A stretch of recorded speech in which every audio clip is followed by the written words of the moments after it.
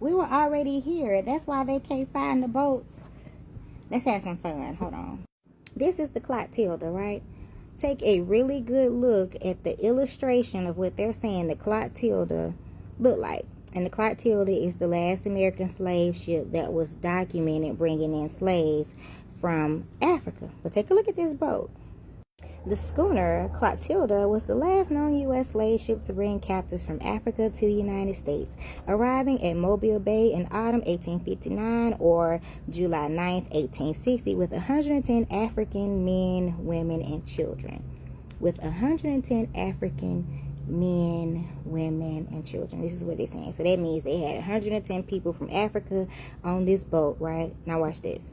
This dude is holding a piece of this known slave ship, the Clotilda, but guess where he found it? In the Mobile River.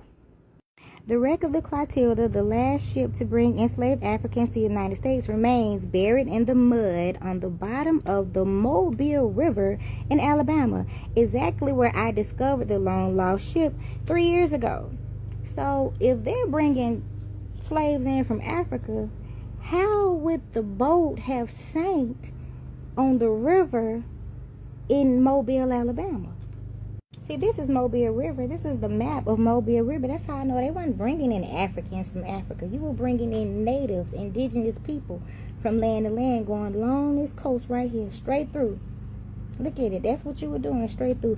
You were coming from Africa, but the boat broke on the river in Mobile. But it's called the transatlantic slave trade for a reason, because they claim that these slaves came in across the Atlantic. But this is what the Atlantic looks like. Look at it. South Atlantic Ocean, North Atlantic Ocean. If this is what the Atlantic looks like, and this is what one of the boats looked like that was supposed to be bringing slaves across the Atlantic, ain't no way. The only way this boat would do the job is if you was taking rivers.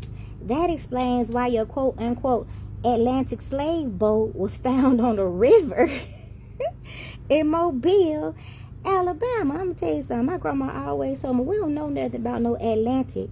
But let me tell you what she did know something about. The Mississippi River. You see where this Mississippi River go? Wherever you want to go, the Mississippi River going to take you. Here another one. The Nile River. Take you anywhere you want to go.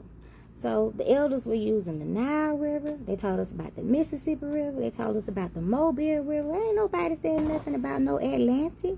So if they trading food and all these different animals and everything else along the river, what makes me think that they're going to choose to trade slaves across the Atlantic if they trade everything else along the rivers?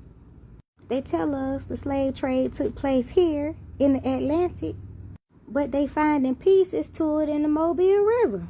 Like, and that's why you will never see them produce a slave ship, because if they produce a slave ship, a person with an ounce of sense can tell you, ain't no way.